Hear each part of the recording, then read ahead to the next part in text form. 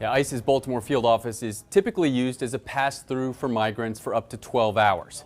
One immigration attorney tells me that some migrants have now been held there for 9 days. Some of her clients without access to beds, medications, or adequate food. A protest in downtown Baltimore on Friday afternoon. We came out here today to protest ICE and the unlawful detentions that they are facilitating right here under our noses in Baltimore, in that building. They have people detained. That building, the George Fallon Federal Building, where Baltimore's ICE field office is located and where the city's immigration court is housed. Free State Coalition, a grassroots group formed to demand government transparency, protesting the recent conditions for migrants in the building's holding rooms. They don't have proper beds or blankets or bathrooms or showers, and they're just warehoused in there. And that's not what we do here. It's not American. That's not what Baltimore's all about. Adina Applebaum agrees.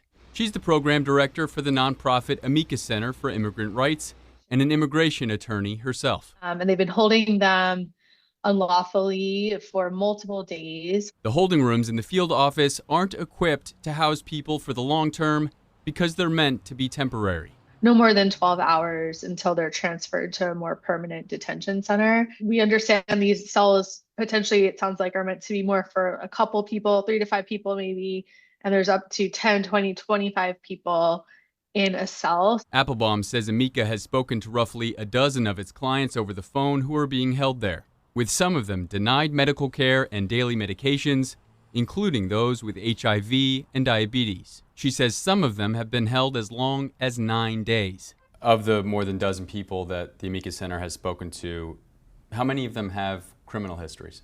There's many who have none that we spoke to. This is clearly punitive conditions. It's conditions if it was happening in another country, we would probably all agree they are human rights abuses.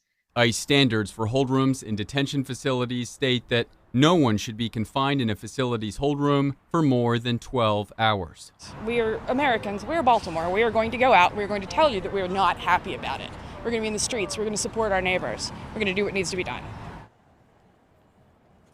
Immigration and Customs Enforcement just sending us this statement, reading in part, they remain committed to enforcing immigration laws fairly, safely, and humanely, and ensures that holding facilities operate in full compliance with federal laws, agency policies, and established standards to uphold the well-being and dignity of those in our custody. ICE Baltimore operates a holding room, not a detention facility, and therefore is not subject to the standards outlined in the 2011 Performance-Based National Detention Standards. Applebaum says the Amicus Center is planning litigation in the near future. For 11 News Investigates, I'm Tolly Taylor.